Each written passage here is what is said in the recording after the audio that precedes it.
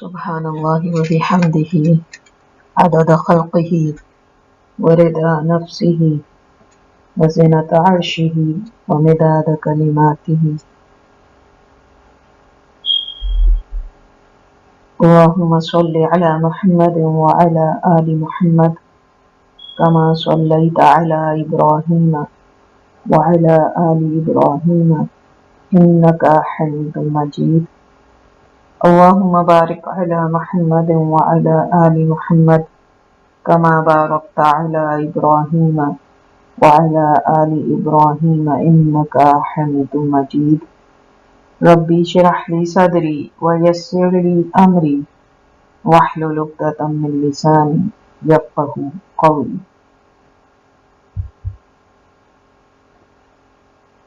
ہم اللہ سبحانہ تعالیٰ کے نام الخالق، الباری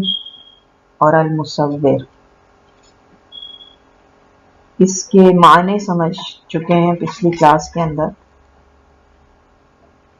الباری، المصور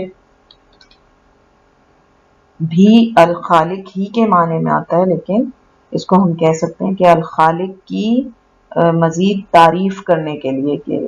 کیا الخالق کیسا خالق، خالق کی بھی تفصیل جس کو کہنا چاہیے۔ تو الخالق کون ہے؟ الخالق وہ ہے جو تخلیق کرتا ہے اور جو تقدیر بنا کے تخلیق کرتا ہے، یعنی تخلیق کرنے کے لیے اندازہ اور تقدیر بناتا ہے۔ اور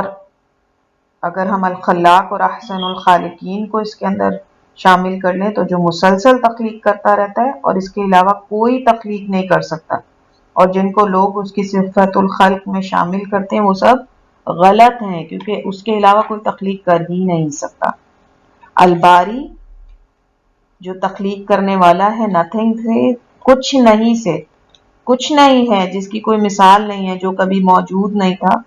اللہ صرف کن کہتے ہیں اور وہ ہو جاتا ہے۔ باری ہی کے دوسرے معنی ٹھیک ٹھیک اور خاص کر دینے والا، یعنی الگ کر دینے والا مخلوقات کو ان کے مقام، ان کے مختلف کیفیتوں کے لحاظ سے۔ اسی طریقے سے الباری کے ہم نے معنی سمجھے تھے بری کر دینے والا، نجات دے دینے والا۔ اور چوتھے معنی ہم نے سمجھے تھے جو خود ہر نقص اور عیب سے مبرہ ہے،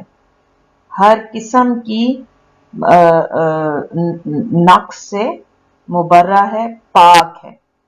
المصور جو صورتیں بناتا ہے اور سنوارتا ہے اور ان کو ان کی بہترین شکلوں میں ڈھالتا ہے۔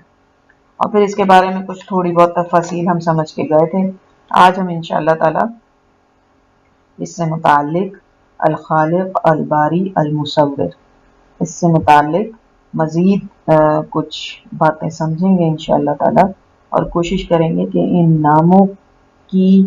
اہمیت کو اور ان ناموں کے مقام کو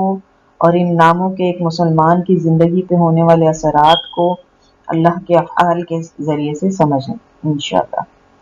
جیسا کہ ہم نے لاسٹ ٹائم سورہ حشر کی آخری آیات 22 سے لے کے 24 تک جو ہے ان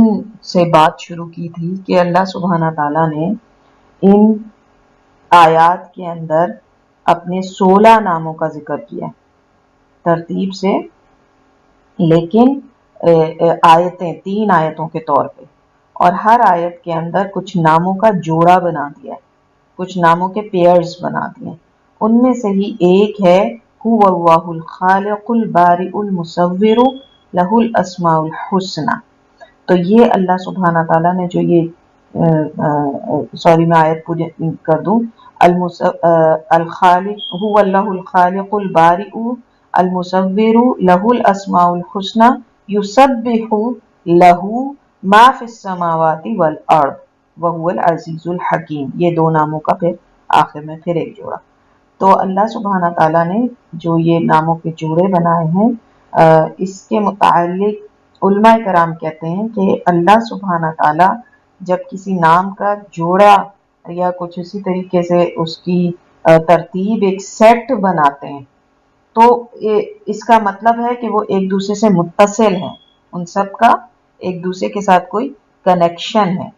یعنی وہ ایک دوسرے کے معنی میں ترتیب وائز اضافہ کرتے چلے جاتے ہیں. تو جیسا ہم نے دیکھا کہ الخالق جو ہے وہ تخلیق کرنے والا، الباری بھی تخلیق کرنے والا، لیکن کیسی تخلیق کرنے والا؟ جو بالکل ایک دوسرے سے الگ کر دے اپنی مخلوق کے، ہر مخلوق کی، جس طرح ہم کہتے ہیں انسان الگ مخلوق ہے، جانور الگ مخلوق ہے، کائنات الگ مخلوق ہے، کائنات ہی کے اندر یہ آسمان، یہ ستارے، یہ سب مخلوقات ہیں اللہ سبحانہ تعالیٰ کی، لیکن خاص ہیں اپنی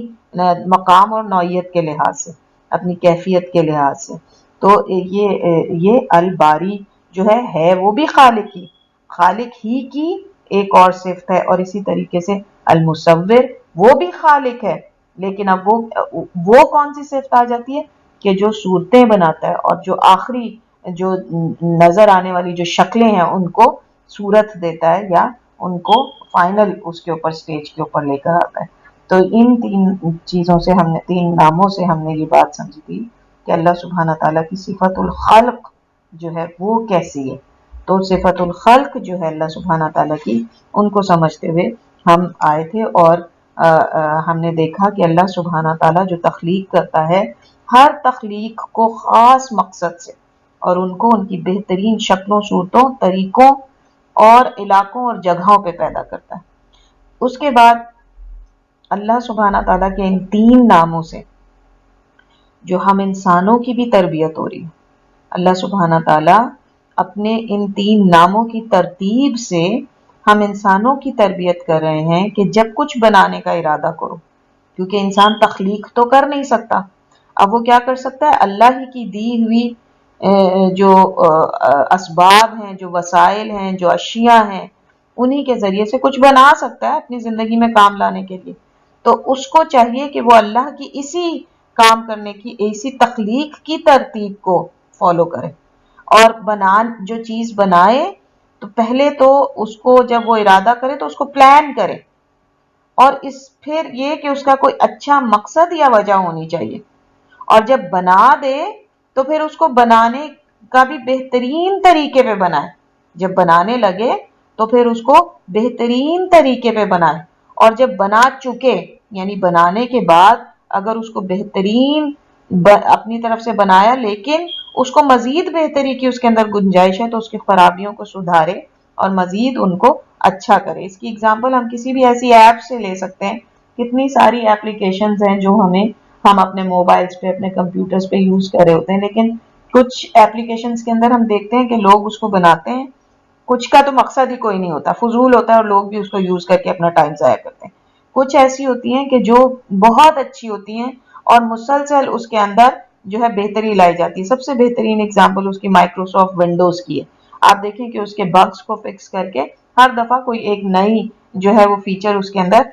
وہ کیا. تو یہ بہترین مثال ہے ایک انسان جو چیز کوئی بنا سکتا ہے. اسی طریقے سے کچھ ایسی اپلیکیشنز ہیں، اور انفارچونیٹلی اللہ سبحانہ تعالیٰ مسلمانوں کو اس طرف توجہ دینے کی توفیق دے. چونکہ مسلمانوں کے پاس وسائل کام ہوتے ہیں تو وہ اکثر یہ غلطی کرتے ہیں کہ ایپلیکیشن بنا لیتے ہیں لیکن اس کے بعد پھر اس کو چھوڑ دیتے ہیں، دیکھتے نہیں ہیں کہ لوگوں کو اس کے اندر کیا مشکلات پیش آ رہی ہیں یا اس کے اندر مزید کوئی بہتری آ سکتی ہے، تو زمانے کے لحاظ سے اس کے اندر ایڈیشن کرتے جائیں. تو یہ بہت ضروری ہے کہ جب اول تو اگر اچھا مقصد ہے، ظاہر ہے جب دین کی اشاعت کے لیے کوئی ایپ بن رہی ہے وہ یقیناً بہت اچھا مقصد ہے. پھر دوسرا سٹیپ اس کا یہ کہ اس کو بہترین طریقے سے بنائیں. اس وقت کے جتنے جلدی میں بنا دیتے ہیں، اس وقت کے جتنے پاسبل فیچرز ہو سکتے ہیں ان کو اس وقت کوشش کرنی چاہیے کہ ٹائم بے شک لگ جائے لیکن اس کے اندر ایڈیشن کریں ہر اس چیز کی جو اس وقت کے لیے پاسبل ہے، اور پھر اس کے بعد اس چیز کا وقتاً فوقتاً جائزہ لیتے رہیں کہ زمانے کی ضرورت کے لحاظ سے جس طریقے سے چیزیں جو ہیں وہ ضرورتیں بڑھتی جا رہی ہیں اسی لحاظ سے وہ بھی اپنی اپلیکیشن کو ماڈیفائی کرتے جائیں. تو یہ جو ہے ایک بہت بہترین ہمیں طریقہ اللہ سبحانہ تعالیٰ اس چیز کا اپنی ان تینوں صفات کو ایک ساتھ رکھ کے ہماری بھی تربیت کریں کہ یہ طریقہ ہونا چاہیے اپنی زندگی کے اندر. جب بھی کسی چیز کو بنانے کا ارادہ کرو تو اس کے بعد اس کے یہ تین سٹیپس جو ہیں ان کو فالو کیے جانے چاہیے. پھر آپ اسی سے دیکھیں کہ انسانوں نے اس اللہ کی ان صفات سے سیکھا بھی، اور کیا سیکھا، اور سب سے جو ہم اپنی زندگیوں کے اندر دیکھیں کہ جب ہم مارکیٹ وغیرہ میں کوئی چیز لینے جاتے ہیں تو ہم دیکھتے ہیں کہ سب سے زیادہ وہی چیز بکتی ہے جو دیکھنے میں اچھی لگتی ہو. تو یہ اللہ کی جو صفت ہے، صفت مصوری ہے اللہ کی، جو المصور کے بہترین اور سب سے اٹریکٹیو اور سب سے پرفیکٹ شکل کے اندر، تو وہ اس کو جو ہے مارکیٹنگ والوں نے اڈاپٹ کیا. اور لیکن اللہ کی المصوری کیا ہے کہ جو چیز جس خوبصورتی کے ساتھ ہے وہ اسی حال میں سب سے بہترین ہے اور اپنے اندر مکمل ہے. جبکہ ایک انسان نے کیا کیا کہ ہم جب کوئی چیز خرید کے لاتے ہیں اس کی پیکنگ دیکھ کے بڑی شاندار ہے، خوبصورت ہے، لیکن اندر سے نکلنے والی چیز کو ہم دیکھتے ہیں کہ وہ بالکل ہمارے معیار کے مطابق نہیں ہوتی. وہ بالکل ہی جو ہے وہ کہنا چاہیے کہ ہاتھی کے دانت دکھانے کے اور کھانے کے اور، کہ نکلتی کچھ ہے اور اوپر جو اس کی ڈسکرپشن ہوتی ہے وہ بالکل الگ ہوتی ہے، یا اس کی جو پیکیجنگ ہوتی ہے وہ اتنی اٹریکٹیو ہوتی ہے کہ لگتا ہے اندر سے چیز بھی ایسی ہی نکلے گی اور وہ نہیں ہوتی. تو اللہ کی مصوری یہ ہے کہ اس نے جو جیسا رکھا ہے وہ ویسا ہی اور کامل ہے. جبکہ انسان جب سیکھے بھی تو اس کو چاہیے کہ پھر اللہ سبحانہ تعالیٰ کے معیارات جو انسان کے لیے پاسبل ہے ان کو تو کم از کم اپنائیں. پھر ہم ان چیزوں کے اندر دیکھتے ہیں کہ اللہ سبحانہ تعالیٰ کی ہر چیز جو ہے، یعنی خالق کی ہر شے جو ہے وہ کمال ہے. دیکھنے میں بھی اپنی مثال آپ، اور مقصد میں بھی عظیم الشان. مثلا اگر ہم کوئی کیلا لیں، سیب لیں، انگور لیں، اسٹرابیری لیں اور ان سب کی شکلوں اور سائزوں کو بدل کے دیکھیں. فار ایگزامپل اگر ہم انگور کا سائز جو ہے وہ تربوز کے جتنا کر دیں، یا تربوز کا سائز جو ہے وہ انگور کے جتنا کر دیں، اور پھر ہم اس کو کھا کے دیکھیں، تو آپ یعنی ہمیں اندازہ ہوگا کہ اللہ نے انہیں جس شکل، صورت اور ذائقے اور رنگ دیا ہے وہی پرفیکٹ ہے. انسان اس میں کوئی بہتری نہیں لا سکتا. آج کل گاجریں آ رہی ہیں، آپ دیکھیں جو ایک بچپن میں جن گاجروں کا حلوہ ہم نے کھایا تھا اور آج جو اورنجس قسم کی جو انسان نے تحقیق کر کے بہتر بنانے کی گاجر، پنک یا ریڈ سے ہٹ کے اورنج کلر کی گاجر لائیں، اس کا ذائقہ بالکل مختلف ہے. اور وہ ذائقہ آتا ہی نہیں جو ان لال گاجروں کے اندر آتا ہے، جو کہ بغیر جینیٹیکل چینجز کے تھی. تو اسی طریقے سے شملہ مرچ دیکھ لیں، ہری شملہ مرچ کا جو ذائقہ ہے وہ لال، نیلی، پیلی، کالی کسی کے اندر نہیں ملے گا. تو انسان نے جو یہ کوشش بھی کی، یعنی تخلیق کے اندر اللہ سبحانہ تعالیٰ کی ایک ایسی کوشش کہ جو انسانیت کے فائدے کے لیے ہے، نہ کہ اللہ کی تخلیق کا مقابلہ کرنے کے لیے، تو وہ بھی آپ دیکھیے کہ وہ اس میں کامیاب نہیں ہو سکتا، کیونکہ اللہ سبحانہ تعالیٰ کی جو تخلیق ہے وہ اپنی مثال آپ ہے ہر لحاظ سے. ذائقہ ہو، اس کی شکل ہو، اس کی صورت ہو، اس کی، یعنی آپ یہ دیکھیے کہ یہاں تک کہ انسان کو جو درد ہوتا ہے اس کے اندر بھی اللہ سبحانہ تعالیٰ کی یعنی عظیم تخلیق ہم دیکھتے ہیں. انسان کو درد ہو رہا ہے تو کتنی بے چینی ہے اس کے لیے، اس کو اپنی دنیا کے ارد گرد و اپنے ارد گرد ماحول میں موجود ہر چیز بری لگنا شروع ہو جاتی ہے. حالانکہ وہی انسان ہے، وہی ماحول ہے، ایک درد، دانت کی تکلیف ہو، سر کی تکلیف ہو، اس کو ہر چیز بدمزہ کرکری لگنا شروع کر دیتی ہے نا. اور جیسے ہی اس کا درد وہ ختم ہوتا ہے، دوبارہ اسی دنیا کی وہی خوبصورتی اس کو جو ہے وہ لوٹ آتی ہے. اللہ سبحانہ تعالیٰ کی یہ درد کی جو تخلیق ہے یہ کتنی عظیم ہے. پھر اسی طرح ذائقے کا ہونا، انسان کے پاس اگر ذائقہ نہ ہوتا تو وہ کس طریقے سے چیزوں کی یعنی ذائقے کو محسوس کر کے انجوائے کر سکتا اور ان کو ڈفرینشیٹ کر سکتا. رنگ ایک انسان کی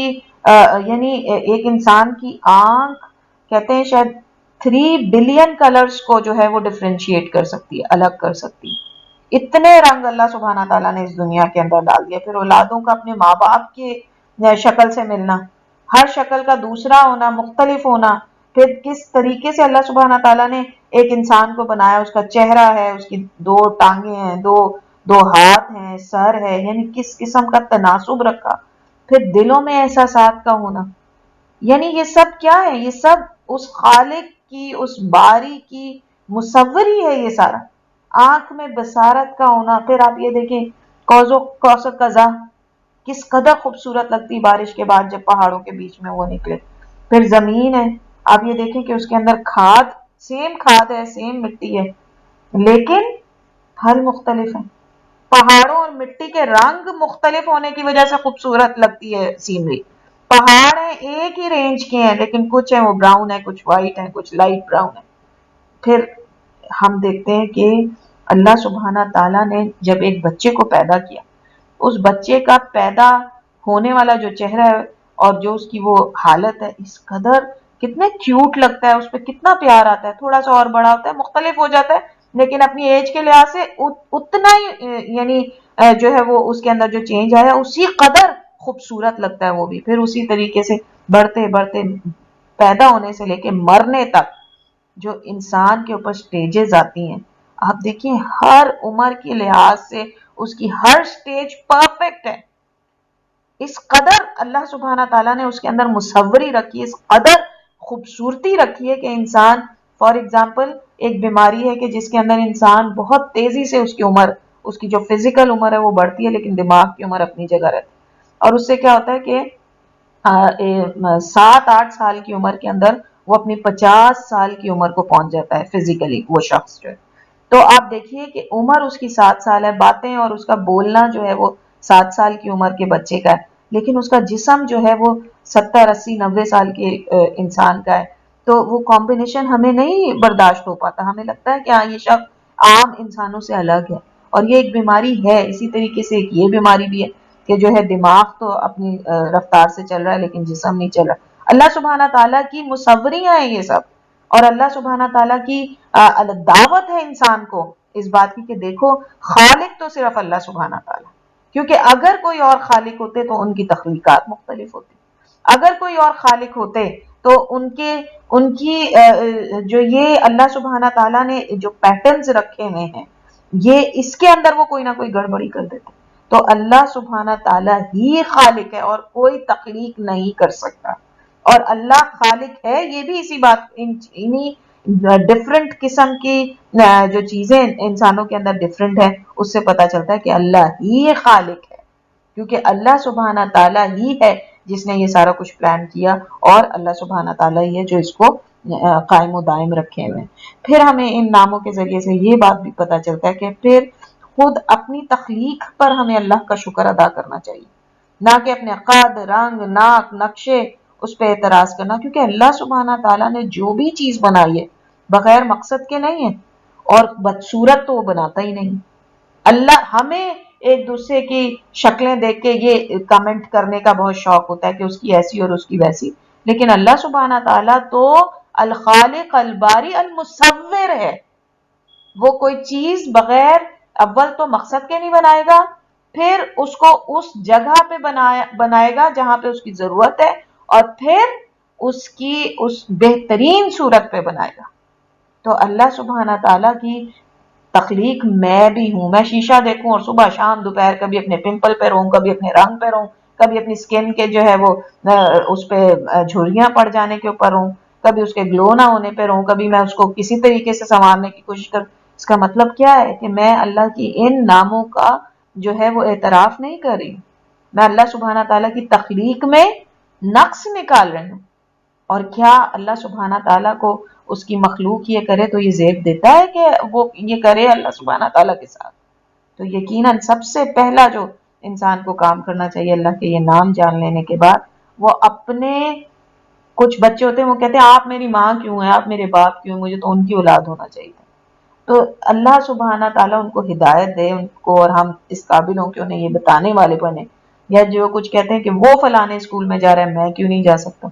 یا میں جو ہوں وہ لمبا ہوں اور یا چھوٹا ہوں، یعنی اس قسم کیوں؟ کیونکہ ان کو اس بات کا ادراک نہیں ہے کہ اللہ سبحانہ تعالیٰ نے انہیں جس گھر میں پیدا کیا، جس خاندان میں پیدا کیا، جن لوگوں کے ساتھ پیدا کیا، جس حال میں پیدا کیا، جس نقشے پہ پیدا کیا، یہ تو اللہ سبحانہ تعالیٰ کی اس کے لیے لگایا ہوا اندازہ اور اس کی تقدیر ہے. لیکن اللہ سبحانہ تعالیٰ کبھی کسی کے ساتھ زیادتی نہیں کرتے. اللہ نے جو تخلیق کیا ہے وہی بہترین تھا، اس سے بہتر. جس طرح بھی ہم نے پھلوں اور سبزیوں کی اگزامپل لی، اسی طریقے سے کسی انسان کو اگر ایک جس گھر میں اس کو پیدا کیا گیا وہاں سے اٹھا کے کسی دوسرے گھر کے اندر ایڈجسٹ کرانے کی کوشش کی جائے تو وہ نہیں کر سکے گا کبھی بھی. تو یہ بھی اللہ سبحانہ تعالیٰ کی تخلیق کی بہترین شکل ہے کہ انسان کو اسی مقام پہ، اسی گھر میں، اسی گھرانے میں پیدا کیا جہاں پہ وہ سب سے زیادہ سوٹیبل تھا۔ تو ہمیں اللہ سبحانہ تعالیٰ کا فوراً شکر ادا کرنا چاہیے اپنی ہر چیز کے لیے جو اللہ سبحانہ تعالیٰ نے ہمیں دی ہے۔ اس کے بعد ہمیں اللہ کی ایستھیٹکس کا بھی، یعنی اللہ کی جمال کو محبت، اللہ کو محبت ہے، اللہ سبحانہ تعالیٰ پسند کرتے ہیں خوبصورتی کو، اس سے خوبصورتی یعنی مصوری کو، کہ ہر چیز کے اندر پرفیکشنزم، ہر چیز کو بہترین طریقے پہ اس کے اصل جو عظیم ترین جو اس کے کوئی بھی چیز کو شکل دی جا سکتی ہے، اس کو دے کے اللہ سبحانہ تعالیٰ نے پروف کیا کہ اللہ سبحانہ تعالیٰ کے جمال سے بڑھ کے کسی کو جمال کی جو اہمیت اور اندازہ ہے نہیں ہو سکتا۔ انسان کسی بھی چیز کو کتنا بھی خوبصورت بنا لے، اللہ سبحانہ تعالیٰ سے بہترین اس کے جو ہے وہ ایستھیٹکس نہیں ہو سکتے۔ وہ ہر شے کو ہر قسم کے جمال اور خوبصورتی سے مزین کرتا ہے۔ پھر اللہ تعالیٰ فرماتے ہیں اسی کے لیے فی ای صورت ما شاء رکبک، اور اسی آیت کو اگر ہم دوسری آیت سے ملا لیں فتبارک اللہ احسن الخالقین، تو اگر ہم اس کو دونوں کو ملا کے پڑھیں تو کانسیپٹ ہماری سمجھ میں آتا ہے کہ وہ جس طرح چاہتا ہے، جس کو چاہتا ہے اس کو وہ صورت دیتا ہے، اور اللہ سے بہتر خالق کوئی نہیں۔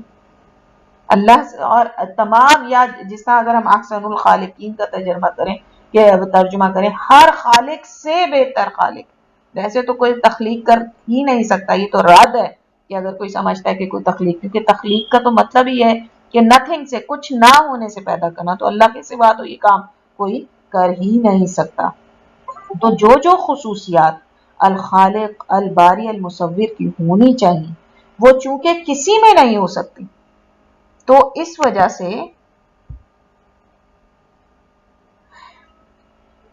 سے اللہ کے رسول صلی اللہ علیہ وسلم نے فرمایا کہ قیامت کے دن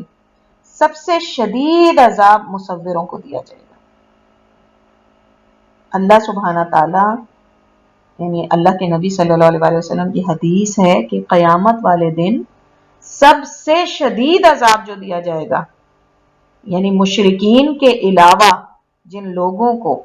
سب سے شدید عذاب دیا جائے گا وہ مصورین بھی ہیں، مصورین بھی ان لوگوں میں سے۔ اور مصورین، جیسا میں دیکھ رہی تھی کہ مونالیزا بہت ہی مشہور ایک آرٹ کا شکار کہا جاتا ہے جناب، کہ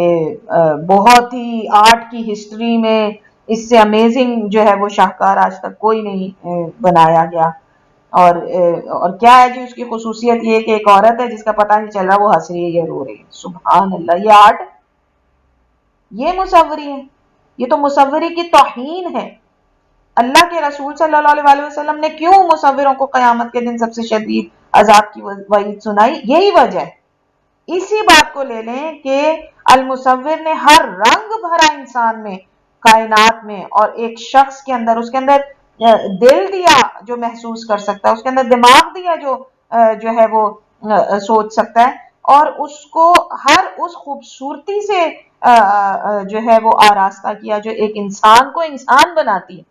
اور یہاں پر یہ جو ہے ایک شخص نے ان تمام محسوسات کو، ان تمام خوبصورتیوں کو منجمد کر کے رکھ دیا، اور انسان کا نظریہ، لوگوں کا نظریہ محدود کر دیا مصوری کے بارے میں، کہ وہ بھول ہی گئے کہ مصوری تو اصل میں یہ ہے کہ انسان اگر روئے تو پتہ چلے وہ رو رہا ہے، جب وہ ہنسے تو پتہ چلے وہ ہنس رہا ہے۔ یہ کیا مصوری ہوئی کہ جی پتہ نہیں چل رہا کہ یہ عورت رو رہی ہے، اور کہتے ہیں جی کہ یہ جو ہے وہ آرٹ کا بہت بڑا شاہکار۔ تو اللہ کے رسول صلی اللہ علیہ وسلم نے جو ہے وہ خاص طور پہ یہ بتایا کہ مصوروں کو قیامت کے دن جو ہے وہ سب سے شدید عذاب دیا جائے گا، اور اللہ سبحانہ تعالیٰ کو یہ بات بالکل پسند نہیں ہے کہ کوئی جو ہے اس چیز کا دعویٰ کرے کہ اس نے کوئی کسی چیز کو تخلیق کیا۔ اور خاص طور پہ جو لوگ بت بناتے ہیں، جو ایک ظلم تو شرک کا کرتے ہیں، دوسرا ان بتوں کو عجیب عجیب شکلیں بناتے ہیں، کہ اللہ سبحانہ تعالیٰ کی تخلیق کی توہین۔ ہاتھی کی شکل والا خدا ہے پورا انسان اور شکل اس کی ہاتھی والی، اللہ نے ہاتھی کو جانور بنایا، انسان کو انسان بنایا۔ بندر کی شکل والا خدا، 1200-1500 ہاتھوں والی عورت، یعنی کس کس قسم کے خدا بنائے کہ کسی آنکھ کو دیکھنے میں بھی اچھے نہ لگے۔ یعنی کس قدر کم علمی اور کم عقلی ہے ان لوگوں کی جو ان کی پوجا کرتے ہیں کہ جو انسان کو دیکھنے میں ہی قابل تعظیم نہیں لگتے ان کو وہ اپنے خدا مان رہے ہیں. سبحان اللہ. تو یہ جو ہے یعنی جو مصوری کے بارے میں لوگوں کے بالکل ہی خیالات کو مسخ کر کے رکھ دیا گیا دنیا کے اندر. اس قسم کی جو ہے مصوری اور آرٹ نے جو ہے وہ دنیا کے اندر اس وقت پھیلی ہوئی ہے, لوگوں نے پھیلا کے رکھ دیا ان کو. بہرحال اس سے ریلیٹڈ ایک فتویٰ جو ہے شیخ صالح بن عثیمین کا, اس سے بھی ہم مطالعہ کرتے چلے جائیں کیونکہ کافی ریلیونٹ ہے یہاں پر. ویسے تو اسلام کے اندر تصویر بنانا, جس طرح ہمیں حضرت عائشہ کے دو جو ہے وہ ملتے ہیں واقعات کے. ایک دفعہ انہوں نے پردہ لٹکا دیا جس پر تصویریں بنی تھی, تو نبی اکرم صلی اللہ علیہ وسلم نے ناراض ہو کے منہ موڑ لیا. تو آپ نے پوچھا حضرت عائشہ نے کہ میں نے ایسا کیا کام کر دیا؟ تو آپ نے فرمایا کہ یہ تصویریں والا پردہ جو تم نے یہاں پر لٹکا دیا تو ہمارے گھر میں رحمت کے فرشتے نہیں آئیں گے. تو اس پہ انہوں نے پھر وہ پردہ اٹھا کے اسی وقت پھاڑ کے پھینک دیا. دوسری دفعہ انہوں نے کچھ جو ہے وہ تکیے, دوسری دفعہ بھی انہوں نے اسی طرح بیڈ شیٹ بچھائی جس پہ تصویریں تھیں. تو آپ صلی اللہ علیہ وسلم نے کہا کہ ان کو اٹھا کے اس طرح سے بنا لو کہ یہ پیروں میں روندے جائیں. تو ان ساری چیزوں کو, صورتوں کو مد نظر رکھتے ہوئے کچھ علماء کرام تو یعنی اس حق میں تین کیٹیگریز ہم کر سکتے ہیں جو فتوے ہمیں ملتے ہیں اس سے متعلق, مصوری سے متعلق. ایک تو یہ ہے کہ علماء کرام کہتے ہیں, ایک جو اسکول آف تھاٹ ہے وہ یہ کہ چاہے مصوری کسی بھی معنی میں ہو, یہاں تک کہ وہ آج کل جو ویڈیوز اور تصویریں بنائی جاتی ہیں ان کو بھی جائز قرار نہیں دیتے. یہ ایک چھوٹا طبقہ ہے, چھوٹا گروپ ہے علماء کرام کا. لیکن بہرحال یہ فتویٰ ملتا ہے کہ وہ تو سمجھتے ہیں کہ کسی قسم کی تصویر, چاہے وہ پوجنے کے لیے ہو یا نہ ہو, دونوں صورتوں کے اندر تصویر سے مراد ہے نہ عکس بنانا. تو اس کے اندر سٹیچوز بھی آ گئے, اس کے اندر ڈرا کرنا بھی آ گیا, اور اس کے اندر فوٹوگرافی بھی آ گئی یا ویڈیو میکنگ بھی آ گئی. تو وہ تو ان ساری صورتوں کو جو ہے وہ جائز قرار نہیں دیتے. وہ کہتے ہیں یہ مکمل طور پہ جو ہے وہ اسلام کے اندر اس کی کوئی گنجائش نہیں ہے. دوسرا گروپ ہے وہ یہ کہتے ہیں کہ اگر تو جس چیز کو آپ بنا رہے ہیں اس میں روح نہیں ہے, جس طرح انسان, جانور, فرشتے, جن, ان کی شکلیں اگر بنائی جائیں گی تو یہ جائز نہیں ہے. لیکن ایسی صورتیں جس طرح ہمیں درخت وغیرہ کے بارے میں ملتا ہے کہ نبی اکرم صلی اللہ علیہ وسلم نے کہا کہ اگر تم کو بنانا ہی ہے تو پھر درختوں اور پھولوں اور ان کی شکلیں بناؤ. تو اس سے وہ یہ لیتے ہیں کہ ان چیزوں کو بنایا جا سکتا ہے, ان کی تصویر کشی کی جا سکتی ہے. تیسرا لیکن جو روح والے ہیں ان کی نہیں کی جائے گی. تیسرا ایک جو ہمیں اسکول آف تھاٹ ملتا ہے اور جو زیادہ علماء کی کہنا چاہیے کہ رائے ہے, وہ یہ ہے کہ تخلیق کرنا کسی روح والے کو, یعنی وہ تو یعنی مجسمہ سازی کرنا انسان کی, جانور کی, یہ تو سراسر حرام ہے, یہ اس کی تو کوئی گنجائش کسی صورت میں نہیں ہے. لیکن اگر جس طرح بات ہوئی کہ ڈرا کرنا درختوں کو, سینریز کو, تو یہ کیا جا سکتا ہے. اور اسی طریقے سے اگر شکل کو ڈی فارم کر دیا جائے, یعنی آنکھیں ہٹا دی جائیں, تو پھر اللہ کی تخلیق کی کوئی وہ مشابہت نہیں رہ گئی. تو اس کے ذریعے سے جس طرح درس اور تدریس کے لیے اس کو استعمال کیا جا سکتا ہے. اسی طریقے سے وہ یہ بھی رائے دیتے ہیں کہ چونکہ ایک انسان کی جب فوٹوگرافی کی جاتی ہے اور وہ پاسپورٹ کے لیے یا لازمی ہے ڈاکیومنٹس کے اوپر لگانا, تو اس حد تک وہ کہتے ہیں کہ یہ بھی جائز ہے. اور شیخ صالح بن عثیمین اسی کے قائل ہیں. وہ کہتے ہیں کہ اگر آپ نے جس طرح البم سجا کے رکھنی ہے, فریم کر کے رکھنا ہے چیزوں کو, تو وہ ان کے بھی ناجائز ہے. وہ اس کے شیخ صالح بن عثیمین اور جو دوسرے علماء انہی کی رائے کے, وہ ان کے بھی ناجائز ہے کہ لوگ تصویریں کے البمز بناتے ہیں, میرے بچپن کی اور میرے شادی کی اور میرے فلانے کی اور میرے ڈھمکانے کی. وہ یعنی پریزرو کر کے رکھنا میموریز کے طور پہ, وہ ان کے ہاں بھی جائز نہیں ہے. لیکن جس طرح تصویر لینی ہے کسی لیگل ڈاکیومنٹ کے اوپر لگانے کے لیے, تو وہ کہتے ہیں کہ اس کی گنجائش اسلام کے اندر نکلتی ہے, کیونکہ وہ ایک ضرورت کے تحت ہے. اسی طریقے سے ویڈیوز ہیں، جس طرح آج کل اگر ہم دیکھیں تو اس وقت میڈیا سب سے بڑا جو ہے وہ ہتھیار ہے کسی بھی تھاٹ کو پروپیگیٹ کرنے کے لیے. تو اگر اس کے اندر جس طرح ہم دیکھتے ہیں ہمارے علماء کرام کی اگر ویڈیوز یا آڈیوز نہ آئیں، کچھ علماء کرام جو اس تھاٹ کے ہیں کہ نہیں ویڈیو کے بغیر بھی آڈیو سے بھی گزارا چل جاتا ہے، تو وہ تو ویڈیوز نہیں بنواتے، وہ اپنے لیکچرز آڈیو کے ذریعے اس کا وہ کرتے ہیں. لیکن کچھ جو ہیں، بلکہ اکثر ہم دیکھتے ہیں کہ وہ آ رہے ہیں مختلف چینلز کے اوپر آتے ہیں، ہماری جو ہے وہ سوالوں کے جواب بھی دیتے ہیں، اسی طریقے سے وہ ان کی ویڈیوز جو ہیں وہ نشر کی جاتی ہیں. تو یہ چونکہ دین کی اشاعت کے لیے ہے، تو شیخ صالح بن عثیمین اس اور دوسرے علماء کرام اس کا وہ رکھتے ہیں کہ اگر دین کی اشاعت کے لیے اور اس کا مقصد اس کے علاوہ کچھ اور نہیں ہے، خاص طور پہ کسی کے خلاف پروپیگنڈا کرنا نہیں ہے، یا اسلام کے بارے میں کچھ ایسی خبریں ہیں، یا جیسا ہم کہہ لیں کہ آج کل نیوز وغیرہ کے اندر اگر جو ہے وہ پیش کیا جاتا ہے کہ کچھ شخصیات ہیں ان کے تعارف کے لیے، تو وہ کہتے ہیں کہ اس کی گنجائش پھر نکلتی ہے اور صرف ضرورت کے لیے. تو ہمیں اگر ہم پوری باتوں کا خلاصہ کریں، سب سے بہتر یہ ہے اسلام کے مزاج کو دیکھتے ہوئے سب سے بہتر یہ ہے کہ ہر قسم کی تصویر کشی کو ایوائڈ کیا جائے. سب سے بہتر یہ ہے. دوسری چوائس جو ہمارے پاس نکلتی ہے، صرف ضرورت کے وقت اگر ضرورت ہی ہے تو پھر ایسی ضرورت کے اندر ضرورت کی حد تک فوٹوگرافی کی جا سکتی ہے تو لیگل ڈاکیومنٹس کے لیے، ویڈیو بنائی جا سکتی ہے تو دین کی اشاعت کے لیے، اور اس کے علاوہ جو ہے یا جس طرح ہم گھروں کے اندر سجانے کے لیے پھول پودے یہ لا کے رکھتے ہیں، تو یہ اس حد تک جو ہے وہ انسان کرے. اس کے علاوہ اس کو پوری کوشش کرنی چاہیے کہ وہ کسی قسم کی جو ہے وہ ان چیزوں کو اپنے گھروں کے اندر داخل نہ ہونے دیں، کیونکہ احادیث سے ہمیں پتہ چلتا ہے کہ ایسے گھر میں جہاں کتا ہو اور تصویریں ہوں وہاں پر رحمت کے فرشتے داخل نہیں ہوتے. پھر انسان کتنی عبادتیں کریں، جو بھی کریں، تو ظاہر ہے کیسے قبول ہوتی ہوں گی. تو یہ ایک ضروری بات تھی اس سے متعلق جو میں نے مناسب سمجھا کہ اس موقع پہ آپ کے سامنے رکھ دوں. پھر اسی طریقے سے ان ناموں کے ذریعے سے ہم دیکھتے ہیں کہ ہمارے اسلاف کو اللہ سے معرفت کس قدر ان ناموں کی معرفت تھی ان کے پاس، کہ جب مسلمانوں نے گریک ایریاز کو کر بھی لیا، کیا کہنا چاہیے، وہاں پر اسلام کی اشاعت کے لیے گئے اور اسلام پھیل گیا وہاں پر، تو وہاں کے جو آرٹ تھا وہ بہت مشہور تھا، یعنی زمانے کا بہترین آرٹ اس کو سمجھا جاتا تھا اس وقت کے زمانے کا. لیکن اللہ کے ان ناموں کی معرفت کی وجہ سے، ہمارے اسلاف کے اللہ کے ان ناموں کی معرفت کی وجہ سے اسلامک آرٹ میں انہوں نے اس کا شائبہ بھی نہیں آنے دیا. بہت متاثر کن آرٹ ہوگا ان کا، لیکن اسلامک آرٹ میں انہوں نے اس کا شائبہ بھی نہیں آنے دیا.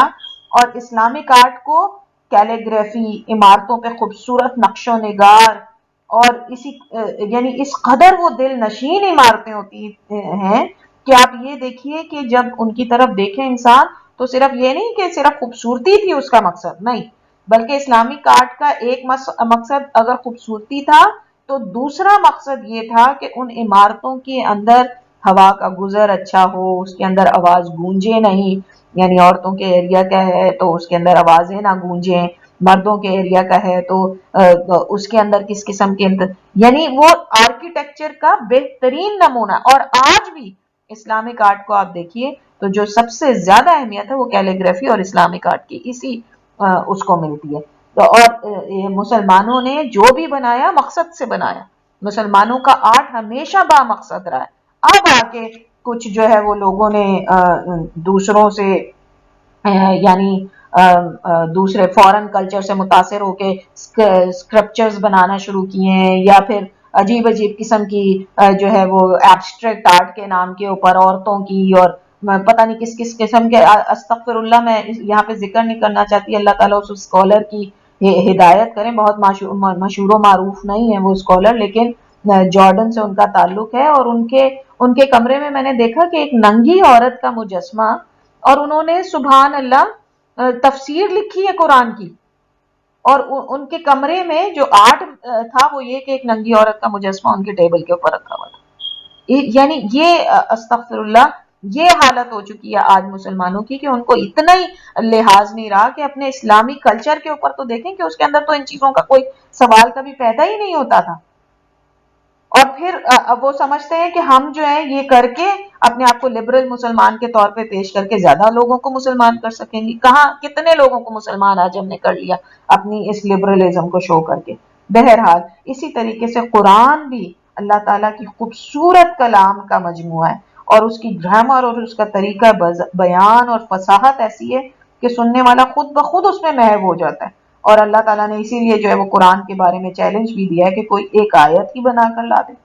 تو اللہ سبحانہ تعالیٰ کہتے ہیں ایسے شخص، یعنی حدیث کے مطابق ہے کہ اللہ سبحانہ تعالیٰ کہتے ہیں اس شخص سے بڑا ظالم کون ہے جو میری مخلوق کی طرح بنانے چلا ہے. اگر اسے بنانا ہی ہے تو ایک دانہ ہی پیدا کر کے دکھا دے. تو اور کجا یہ کہ وہ ایک آیت بنا سکے گا، اللہ کے کلام جیسا کوئی کلام پیش کر سکے گا جو کہ بہترین، اور یہ تخلیق نہیں ہے اللہ کی، یہ اللہ کے اپنے الفاظ ہیں. یہ جو قرآن ہے اس کو ہم مخلوق نہیں کہیں گے،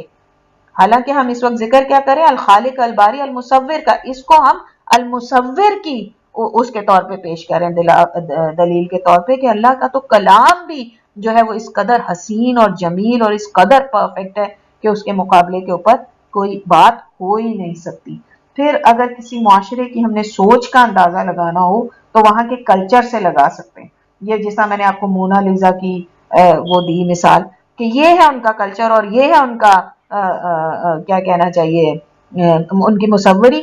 آپ ان کی فلمیں اور وہ سارا کچھ اٹھا کے دیکھیں تو کیا ملتا ہے ہمیں؟ بس عورتوں کی کپڑے آدھے سے آدھے کر دیں، چھوٹے سے چھوٹے کر دیں، عورت کے چہرے پہ میک اپ، یہ ہے ان کی مصوری. کہاں صرف جنسیت پرستی اور اوریانیت کے ارد گرد جو ہے وہ گھومتی ہے.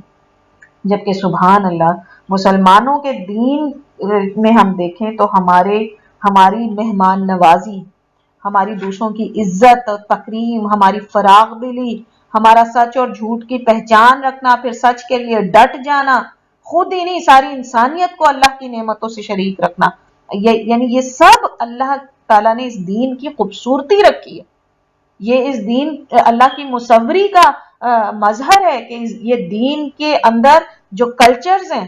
جو سوشل کلچرز ہیں، وہ بھی اس قدر خوبصورت ہیں. اور اگر خاص طور پہ آرٹ ہی کی مثالیں لیں تو ہمارے قرائے کرام جو قرات کرتے ہیں، لوگوں کی آوازیں کتنی خوبصورت ہوں لیکن جو کچھ وہ گانے گاتے ہیں فاش اور کس قدر لغویات سے بھرپور کہ ایک دفعہ سنا، دوسری دفعہ سنا، تیسری دفعہ انسان کہے گا کیا میں اپنا ٹائم ویسٹ کر رہا. یا جن کو مزہ آ جائے، جنہوں نے اپنی آپ کو اس چیز پہ ڈھال لیا ہو کہ ان کو قرآن سے زیادہ یہ چیزیں اچھی لگتی ہوں تو شاید ان کو مزے آتے ہوں. ورنہ قرآن کو سننے والا شخص کوئی بھی ہو، آپ اس کو پہلی دفعہ قرآن سنائیں، ایسا نہیں ہو سکتا کہ اس کے دل پہ اثر نہ کرے. اس قدر پرزور اور پر جمال ہے قرآن کہ کتنے ہی غیر مسلمان ہیں جو صرف قرآن کی طرف متوجہ ہونے کی وجہ سے جو ہے وہ اسلام کے اندر آ گئے. لیکن یہ بھی کہا جاتا ہے کہ آرٹ کے بغیر کلچر ہمیشہ پھیکا ہوتا ہے، یعنی دل کو نہیں بھاتا. یہ بھی سچ ہے. اور لیکن انسان جو ہے وہ کیا کہتے ہیں کہ ضرورت ایجاد کی ماں ہے. تو جب مسلمانوں نے دیکھا کہ لوگ اپنی جو ہے وہ سٹوری ٹیلنگ کرتے ہیں مختلف روپ دھار کے یا مختلف مجسموں کے ذریعے یا پپٹ شو کے ذریعے، تو مسلمانوں نے اللہ کے نبی صلی اللہ علیہ وسلم کی کہانیاں سکھانے کے لیے شیڈو پپٹ تھیٹر ایجاد کیا. آج کل بڑا مشہور ہے اور ہم سمجھتے ہیں کہ شاید یہ بھی نان مسلمز نے بنایا، یہ مسلمانوں کی ایجاد ہے. اس کے اندر آپ گتے کے کچھ کیریکٹرز بناتے ہیں جن کی نہ کوئی شکل ہوتی ہے نہ صورت ہوتی ہے، صرف اس کی شیپ ہوتی ہے کہ یہ ایک انسان ہے، یہ درخت ہے، یہ پودا ہے، یہ ہے. اور پھر اس کے ذریعے سے آپ لائٹ کے اندر جو ہے اور ایک حصہ ہوتا ہے جس میں آپ اندھیرا کر دیتے ہیں اور ایک طرف سے لائٹ ڈالتے ہیں جس سے شیڈو بنتا ہے. تو وہ اس شیڈو کے ذریعے جو ہے مسلمان جو ہے اپنے نبی اکرم صلی اللہ علیہ وسلم کی سٹوریز جو ہیں وہ اپنے لوگوں کو سنایا کرتے تھے اور پاس آن ہوتی رہی اسی طریقے سے بھی مزید سٹوریز. تو یہ ہمارے کلچر میں بھی ہمارے دین میں بھی جو ہے وہ یہ چیزیں موجود ہیں. لیکن آپ یہ دیکھیں کہیں پہ بھی آپ کو شائبہ نہیں ملے گا اس بات کا کہ اس کے نان مسلم کے طریقوں کے اوپر بے مقصد اور فضول قسم کی طریقے سے جو اس کو آرٹ کو پیش کیا جائے. بہت رچ ہے ہمارا دین کا کلچر سوشل اور آرٹ کے لحاظ سے، لیکن الحمدللہ اس میں کبھی بھی جو ہے وہ مجسمہ سازی اور یہ سب شامل نہیں تھا. آج جو ہے اس کو شامل کر لیا گیا ہے. اللہ سبحانہ تعالیٰ جو ہے وہ بار بار جو ہے اپنی تخلیقات اور اس کو اور انسان کو یہ سوچنے کے اوپر مجبور کریں کہ دیکھو تم جس کو کہتے ہو مصوری، تم جس کو کہتے ہو کہ تمہاری تخلیق ہے، اس کا مقابلہ ذرا میری تخلیقات کے ساتھ کرو تو تمہیں پتہ چلے کہ تم کتنی بڑی خطا کرتے ہو۔ اللہ نے خود کے ساتھ تخلیق اور مصوری میں انسان کو شامل ہی نہیں کیا۔ اللہ سبحانہ تعالیٰ کہتے ہیں آیشرکون ما لا یخلق شیئا وهم یخلقون، کیا تم ان کو میرے ساتھ شریک کرتے ہو جنہوں نے کچھ شریک نہیں کیا اور وہ جنہوں نے خود تخلیق نہیں کیا اور وہ خود تخلیق کیے گئے۔ تو انسان جان لے کہ ہم جن حرام کردہ فن پاروں کی تعریف کرتے ہیں، گویا اس کے بنانے والوں کو اللہ کی ان ذاتی اور صفاتی ناموں میں شریک کریں۔ کس کس قسم کے جتنے اتنے مشہور آرٹسٹ ہیں باہر دنیا میں جا کے تو اپنی ایگزیبیشنز لگاتے ہیں، اور کیا مجسمے بنائے ہوئے ہیں، عورتوں کے مجسمے، ننگی عورتوں کے مجسمے، مردوں کے مجسمے، اور پتہ نہیں کیا کیا قسم کیا چیز سکھانا جا رہے ہیں، پتہ نہیں کیا بتانا چاہ رہے ہیں۔ اور آج مسلمانوں کے اندر یہ آتا جا رہا ہے آہستہ آہستہ، بہت زیادہ اس کے اوپر غور کرنے کی ضرورت ہے۔ پھر اللہ سبحانہ تعالیٰ کا الباری ہونا تمام نقائص سے برات پر دلیل کرتا ہے۔ وہ خود تو ہر نقص سے پاک ہے، وہ اپنے محبوب بندوں کو بھی بری کرتا ہے۔ تو ایسا انسان جو کسی دوسرے انسان کے ظلم کا شکار ہو، اسے چاہیے کہ اللہ کو اس کے اس نام سے پکارے۔ اللہ سبحانہ تعالیٰ نے جس طرح حضرت موسیٰ کو نجات دی تھی اپنی قوم سے، اپنی قوم کے اس غلط گمان سے بری کیا تھا، ان کی قوم نے ان کے اوپر الزام لگایا تھا کہ ان کے جسم پہ کوئی نقص ہے، اس لیے وہ ہر وقت خود کو لپیٹ کر الگ تھلگ رہتے ہیں۔ تو اللہ سبحانہ تعالیٰ نے ایسی صورتحال پیدا کر دی کہ وہ الزام ان سے دور ہو گیا۔ تو الباری جو ہے خود بھی نقص سے پاک ہے، اور اپنے محبوب لوگوں کو جو اللہ کو اپنا الباری سمجھتے ہیں ان کو بھی اللہ سبحانہ تعالیٰ برات دیتے ہیں اس قسم کی ہر الزام سے جو ان کے اوپر غلط لگایا گیا ہو۔ اسی طرح اللہ سبحانہ تعالیٰ بیماریوں سے بھی پاک کرتے ہیں۔ عائشہ رضی اللہ فرماتی ہے کہ ایک دفعہ نبی اکرم صلی اللہ علیہ وسلم بیمار ہو گئے تو حضرت جبرائیل آئے اور انہوں نے یہ دعا پڑھی، بسم اللہ یبریکا یبریکا، وہ جو میں اللہ کے نام سے وہ تجھے پاک کر دے، یبریکا اس سے الباری سے ہے یبریکا، وَمِن دَاعٍ يَشْفِيكَ وَمِن شَرِّ حَاسِدٍ إِذَا حَسَدَ وَشَرَّ كُلِّ ذِي عَيْنٍ، یعنی اللہ کے نام سے کہ وہ آپ کو اس بیماری سے نجات دے، بری کر دے، اور آپ کو ہر بیماری سے شفا دے، اور حاسد کے شر سے جبکہ وہ حسد کرے، اور بری نظر والے کے شر سے وہ آپ کو محفوظ رکھے، اللہ آپ کو محفوظ رکھے۔ تو ہمیں پتہ چلا کہ الباری جو ہے وہ شفا دینے والا بھی ہے۔ اسی طریقے سے اللہ کے ان ناموں سے ہمیں یہ پتہ چلتا ہے کہ اللہ نے جو تخلیق کیا وہ اپنا ہر کام اسی طرح کرے جس کے لیے اسے بنایا گیا۔ تو جب ہم جان چکے ہیں کہ ہمیں کس مقصد سے تخلیق کیا گیا ہے، تو پھر ہماری زندگی کا بھی کوئی لمحہ اللہ کی معرفت حاصل کرنے اور اطاعت گزاری سے خالی نہیں ہونا چاہیے۔ پھر اللہ کی تخلیقات ہمارے لیے نعمتیں ہیں، پانی کا پیاس بجھانا، سمندروں میں کشتی کا چڑھنا، پہاڑوں کا زمین کو روکے رکھنا اور خوبصورتی کا باعث ہونا، راستے بنائے منزلوں تک پہنچنے کے لیے۔ پھر آپ یہ دیکھیں فطری راستے ہیں، کچھ تو انسانوں نے اب سڑکیں وڑکیں بنائی، اس سے پہلے انسان کیسے راستے ڈھونڈتا تھا؟ یہ جو پگڈنڈیاں وغیرہ تھیں یہ اللہ سبحانہ تعالیٰ نے فطری طور پہ انسان کی رہنمائی کے لیے بنائی ہوئی تھی۔ پھر ستاروں سے راستہ معلوم کرتا ہے انسان، اولاد دیتا ہے والدین کو، بچوں کے لیے والدین کا ہونا، آپس میں محبت مودت ہونا، ان سب کو پا لینے کے بعد یہ بھی اللہ کی معرفت ہے کہ انہیں اللہ کی امانت سمجھا جائے اور ان کا صحیح استعمال کرا جائے اور شکر گزاری کی جائے۔ تو یہ جو تخلیق کی یہ ساری تخلیقات جن کا بھی ہم نے ذکر کیا، ان سب کو ماننا کہ ہاں یہ اللہ کی تخلیقات ہیں، اور پھر ان کا اسی طریقے سے اصراف کرنا جس کے لیے اللہ سبحانہ تعالیٰ نے انہیں پیدا کیا ہے، ان کو غیر فطری استعمال میں بھی نہ لایا جائے۔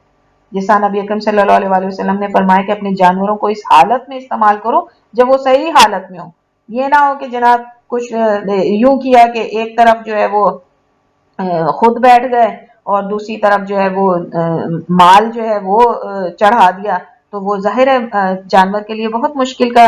سبب بنے گا، یعنی یا اس طریقے سے کہ اس کو کرسی بنا کے بیٹھ گئے، اس کو بٹھایا اور اس کے اوپر کرسی کی طرح بیٹھ گئے، کسی بھی حالت کے اندر۔ یہ تمام احادیث سے پتہ چلتا ہے کہ ایسی حالت میں کہ جو فطری نہیں ہے، یعنی غیر فطری طور پہ ہم کسی اللہ کی تخلیق کو استعمال کریں تو یہ بھی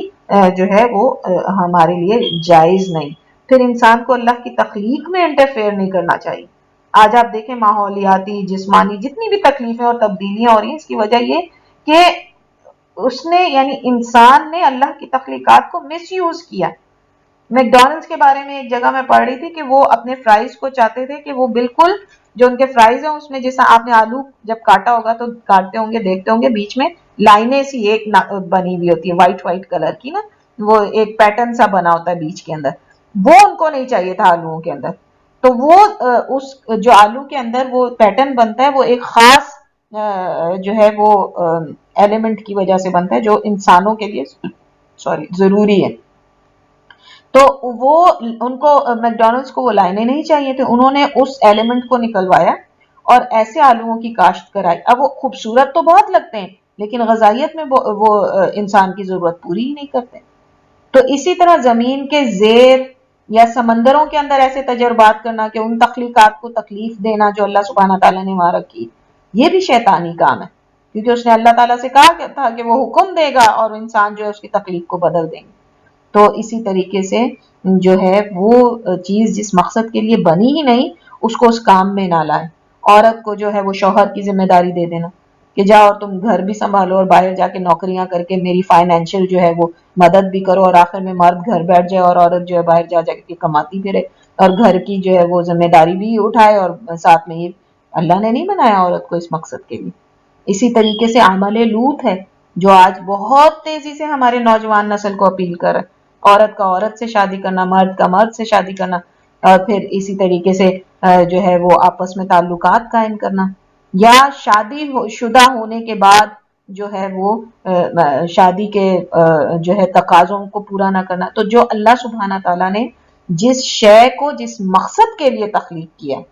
اگر وہ کام نہ لے تو یہ بھی اللہ سبحانہ تعالیٰ کی شان میں گستاخی ہے، اور اس کے ساتھ جو ہے اس کے ناموں کے ساتھ جو ہے وہ الہاد، یا کہنا چاہیے کہ اس کے ناموں کا تکریم نہ ہونا، اور یہ یقیناً ہمارے ایمان میں کمی کا سبب بنتا ہے۔ پھر اسی طریقے سے اللہ کی تخلیق کو اللہ ہی کے برابر نہ کر دیں۔ نبی اکرم صلی اللہ علیہ وسلم کو اللہ کے برابر علم والا جاننا یا حی جاننا کہ وہ زندہ ہے، یہ بھی شرک ہے، بہت بڑا ظلم ہے، اور سب سے بڑا ظلم تو اللہ کے رسول صلی اللہ علیہ وسلم پہ ہی ہے، کیونکہ اس کا مطلب ہے کہ انہوں نے جس مقصد کے لیے ان کو بھیجا گیا تھا وہ اپنا کام پورا نہیں کیا خدا نہ خواستہ۔ اللہ کے رسول صلی اللہ علیہ وسلم کو اللہ تعالیٰ نے کیوں بھیجا تھا؟ اپنی معرفت دینے کے لیے اور دنیا والوں کو یہ بتانے کے لیے کہ ان کا رب کون ہے، توحید کی تعلیم دینے کے لیے۔ اور اس کے بعد لوگ کہیں کہ نبی اکرم صلی اللہ علیہ وسلم جو ہیں وہ زندہ ہیں، سنتے ہیں اور اللہ ہی کے جتنا علم رکھتے ہیں خدا نہ خواستہ، تو یہ بھی بہت بڑا ظلم ہے، انسان کو چاہیے کہ اس سے بچے۔ بالکل اسی طریقے سے انسان کو ہر شک و شبے سے برات کا اظہار کرنا چاہیے ان معاملات میں جو غیب سے متعلق ہیں، قبر کا عذاب ہے یا نہیں، اسی طریقے سے جو ہے وہ مرنے کے بعد زندگی ہے یا نہیں ہے، یہ ان میں شک کرنا ایمان سے خراج کا باعث ہے۔ بلکہ مجھے شیخ احمد دیداد کی وہ بات میں بار بار ہر ایک کے سامنے ریپیٹ کرتی ہوں، مجھے بہت اچھا لگتا ہے ان کا جواب، کہ جب ایک نان مسلم نے ان سے پوچھا کہ آپ اتنی محنت کر کے ساری زندگی جو ہے وہ نیکی نیکی کرنے کے چکر میں دنیا کی ساری جو آسائشیں ہیں اور جو انجوائمنٹ ہے ان کو آپ مسلمان جو ہے وہ چھوڑ دیتے ہیں، تو کیا ہوگا کہ اگر آپ مریں اور اس کے بعد کوئی قبر کا عذاب نہ ہو، اور جو ہے آپ اسی قبر کے عذاب سے اور جہنم کے عذاب سے ڈرتے ڈرتے جو ہے وہ اپنی دنیا بھی اتنی پھیکی آپ نے کر لی۔ تو انہوں نے اتنا زبردست جواب دیا، اور میرے لیے تو بہت ہی مشعل راہ میں سمجھتی ہوں اس جواب کو، بہت ساری باتوں کا مجموعہ ایک بات کے اندر انہوں نے بیان کیا۔ انہوں نے کہا کہ دیکھو فکر تو مجھے تمہاری ہے، میری فکر تم چھوڑو کہ اچھا چلو نہیں ہوگا کوئی بات نہیں، کم از کم میں ناکام، مجھے تو فکر تمہاری ہے کہ اگر عذاب قبر ہوا اور تم اس خوش فہمی میں رہے کہ عذاب قبر نہیں، تو تمہارا کیا ہوگا، کہ کس قدر یعنی انسان غیب کی باتوں کو اللہ نے کہہ دیا، اس نے غیب کے اندر قبر کا عذاب تخلیق کیا ہے، اس نے جنت کو تخلیق کیا ہے، اس نے جہنم کے عذاب کو تخلیق کیا، ہم منو ان مانیں گے اس بات کو، اس کے اوپر کسی قسم کا کوئی شک و شبہ ہم نہیں کریں گے۔ کیونکہ اللہ سبحانہ تعالیٰ کی بات سے سچی کس کی بات ہو سکتی ہے. بالکل اسی طریقے سے تقدیر بھی ایک غیب کا علم ہے، اس پر بھی شک و شبہ کرنا کبھی ہی جرم ہے. تو جو قرآن بھی پڑھے، نماز بھی پڑھے، روزے بھی رکھے، زکوٰۃ بھی دے، مگر تقدیر پر شکوہ کرے یا تقدیر کو کچھ نہ سمجھے، وہ دین سے خارج ہے. حضرت عبداللہ بن عمر رضی اللہ سے پوچھا گیا اس بارے کے اندر کہ کچھ لوگ ہیں وہ نماز بھی پڑھتے ہیں، روزہ بھی رکھتے ہیں، لیکن تقدیر کا انکار کرتے ہیں. تو انہوں نے کہا ان سے جا کے کہہ دو کہ میں ان سے بری ہوں اور وہ مجھ سے بری ہیں. یعنی ایمان کے جو بیسک ارکان ہیں اس کے اندر جس نے ایک کا بھی انکار کر دیا، انہوں نے کیا کہا؟ وہ مجھ سے بری اور میں ان سے بری، یعنی مطلب وہ دین سے خارج ہے. اس نے انہوں نے اللہ کے الباری ہونے پہ شک و شبہ کیا، انہوں نے اللہ سبحانہ تعالیٰ کی الخالق ہونے پہ شک و شبہ کیا کہ جس نے ان کو پیدا کیا صحیح اندازے کے ساتھ، یہ اللہ کے الخالق اور اس کی تعریف ہے. تو جنہوں نے تقدیر کے اوپر شک و شبہ کیا یا اس کے اوپر شکوہ کیا، انہوں نے اللہ سبحانہ تعالیٰ کی ان تینوں صفات کا انکار کر دیا. پھر اللہ سبحانہ تعالیٰ الباری ہیں، مظلوموں کا دفاع کرتے ہیں. جو مظلوم ہے اللہ سبحانہ تعالیٰ اس کا دفاع کریں گے. پھر اللہ سبحانہ تعالیٰ ایسے لوگوں سے جو ہے آپ صلی اللہ علیہ وسلم نے ایسے لوگوں سے برات ظاہر کی جو چھوٹوں سے شفقت نہ کرے اور بڑوں کا احترام نہ کرے. آپ صلی اللہ علیہ وسلم نے فرمایا میں ایسے لوگوں سے بری ہوں،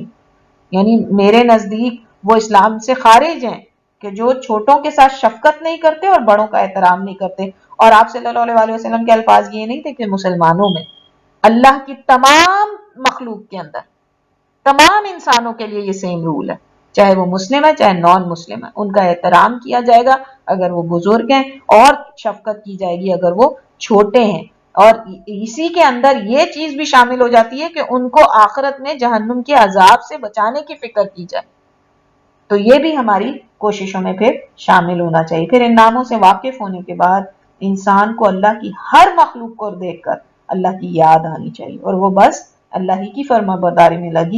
لگا رہے. ان ناموں کو اللہ کو پکارے، اللہ کو ان ناموں سے پکارے اپنی دعاؤں میں موقع اور محل کے لحاظ سے.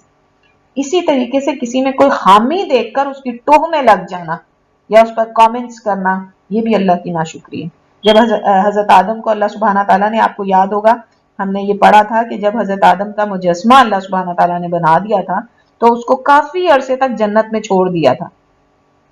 اور شیطان آتا تھا اور چکر لگاتا تھا، کبھی ان کے پیٹ سے نکل کے پیچھے سے نکل جاتا تھا، کبھی جو ہے وہ مطلب پورا اس مجسمے کا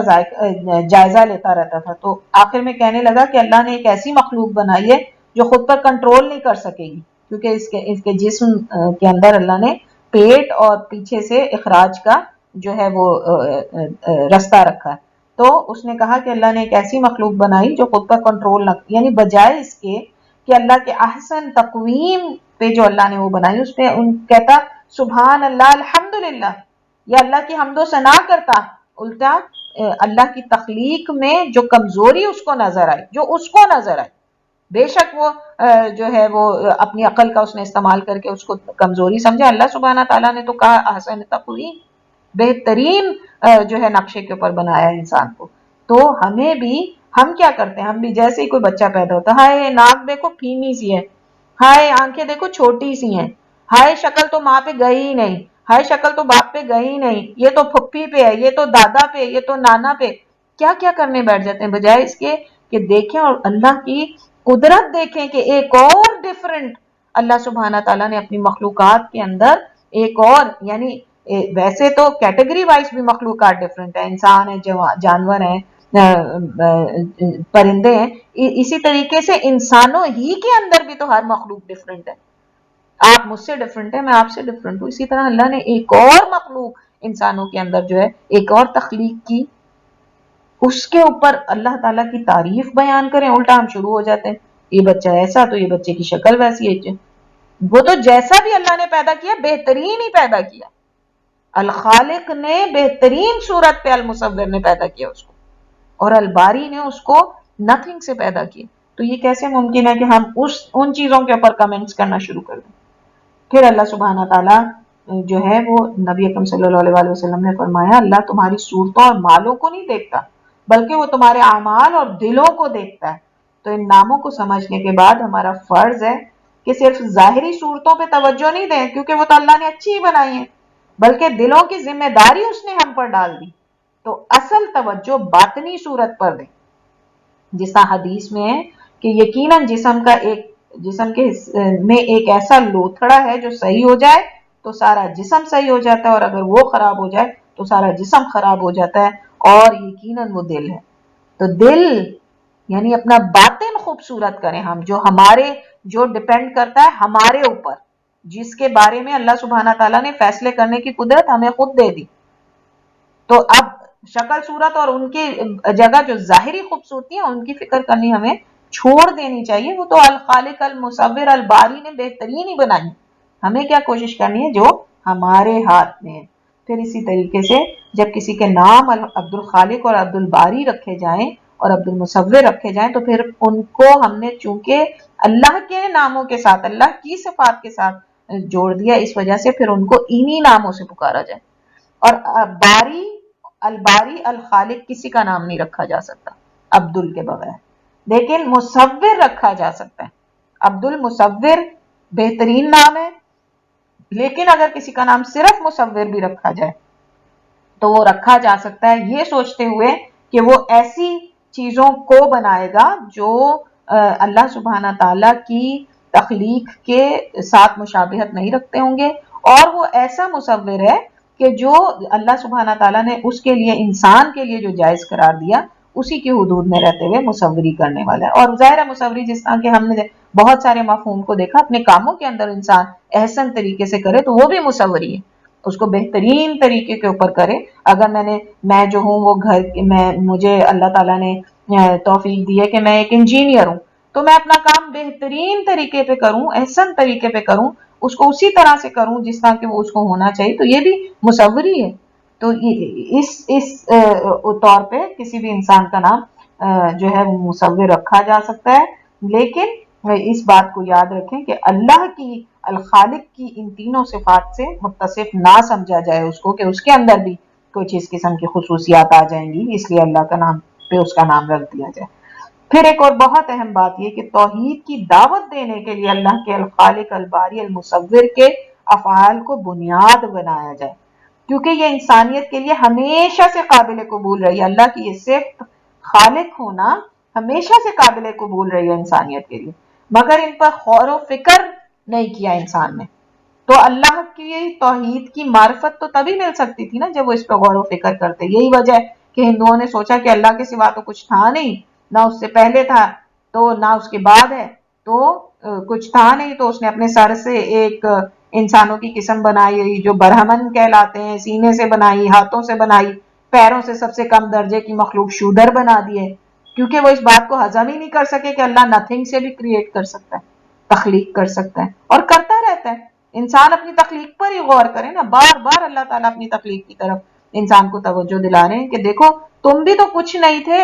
اس دنیا میں آنے سے پہلے، جب تمہیں تخلیق کر لیا تو اس پوری کائنات کو نتھنگ سے تخلیق کرنے کا اس کے لیے کیا مشکل ہے۔ اسی طرح جو لوگ اللہ کو مانتے ہی نہیں ہیں کہ کوئی اللہ ہے، ان کو بھی اللہ تعالیٰ چیلنج کر رہے ہیں،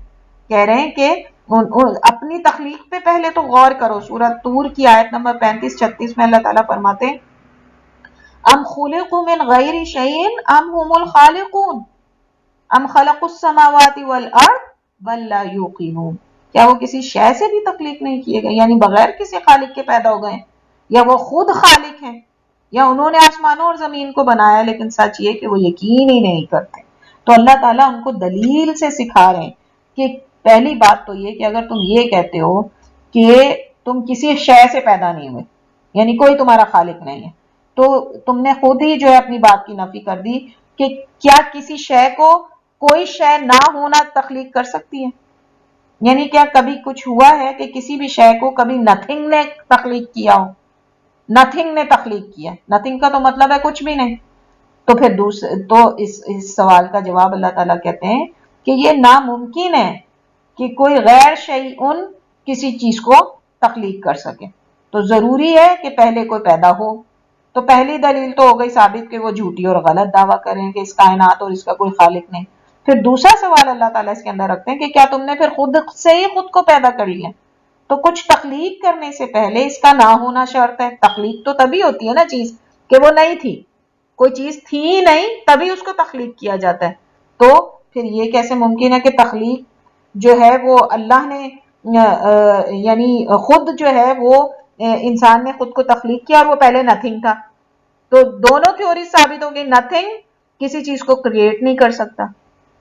نتھنگ سے اللہ کریٹ کر سکتا ہے کسی چیز کو، لیکن نتھنگ جو ہے کسی کو کریٹ خود سے نہیں کر سکتا.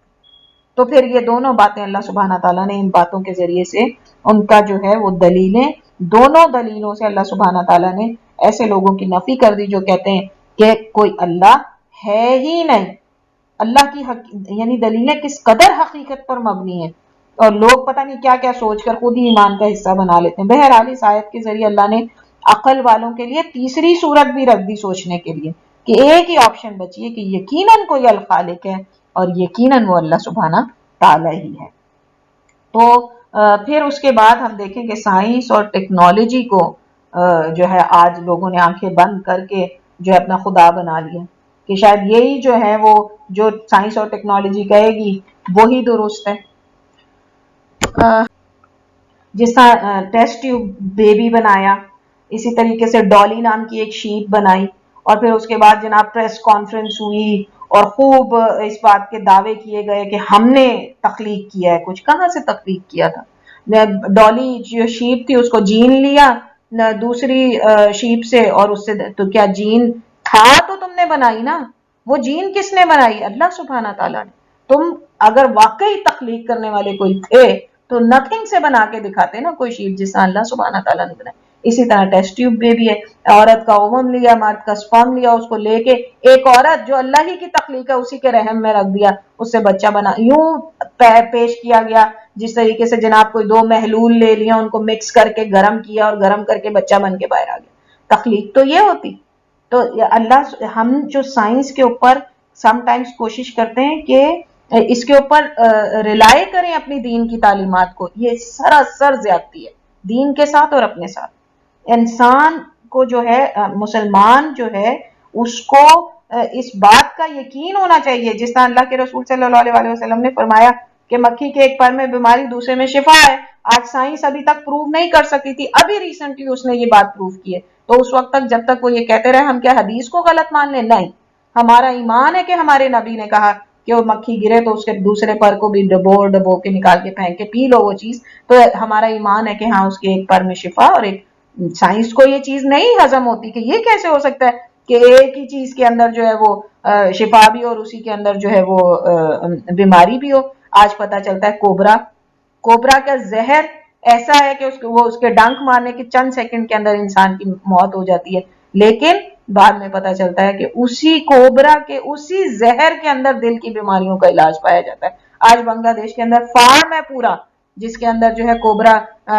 پالے جاتے ہیں اور ان کو دودھ پلایا جاتا ہے تاکہ وہ زہر پروڈیوس کریں. اسی طریقے سے ہم دیکھتے ہیں کہ اللہ سبحانہ تعالیٰ نے بہت سارے پودوں کے اندر انہی کو کھانے سے جو ہے بیماری ہوتی ہے اور اسی پودے کے کسی حصے کے اندر اللہ نے شفا. اللہ سبحانہ تعالیٰ الخالق ہے، المصور ہے، الباری ہے، وہ کچھ بھی بنا سکتا ہے.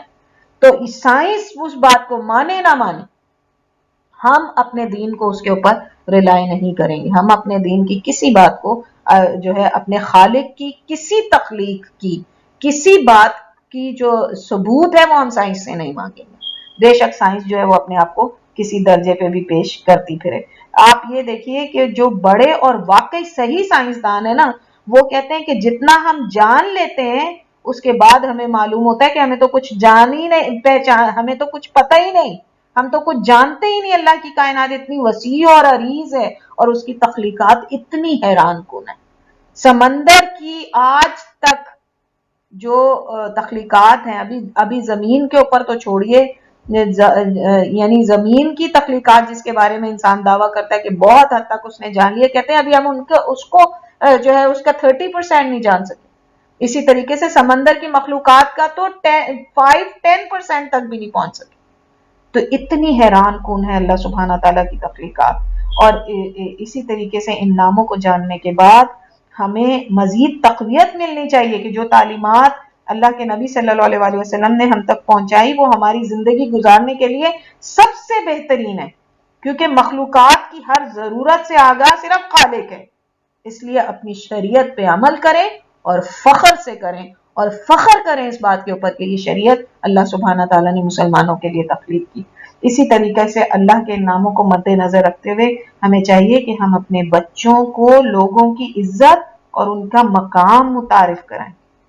اور ہر ایک کی تکریم کی تعلیم دیں، کیونکہ ہم سب ایک انسان کی اولاد ہیں، ہمیں اللہ تعالیٰ نے سب کو ایک آدم سے تخلیق کیا ہے،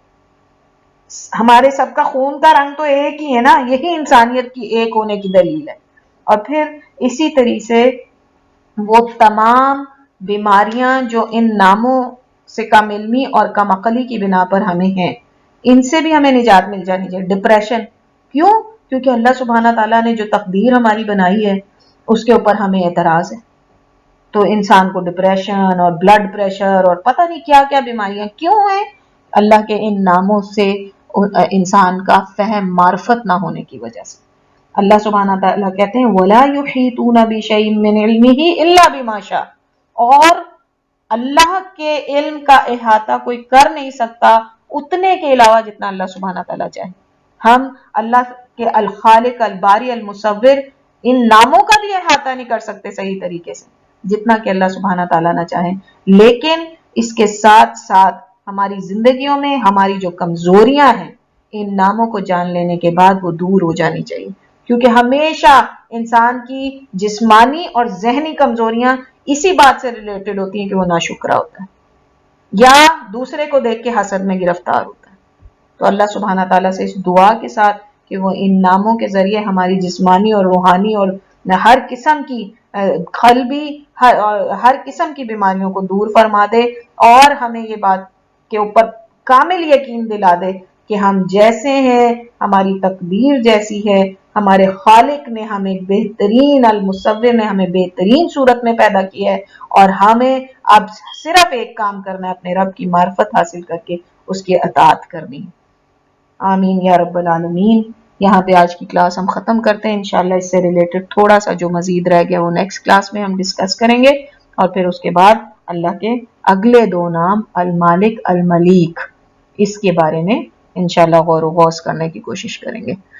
سبحانک اللہم و بحمدک، اشہد ان لا الہ الا انت، استغفرک و اتوب الیک۔ ربنا تقبل منا انک انت السمیع العلیم وتب علینا انک انت التواب الرحیم، وصلی اللہ تعالی علی خیر خلقہ محمد وآلہ واصحابہ اجمعین برحمتک یا ارحم الراحمین۔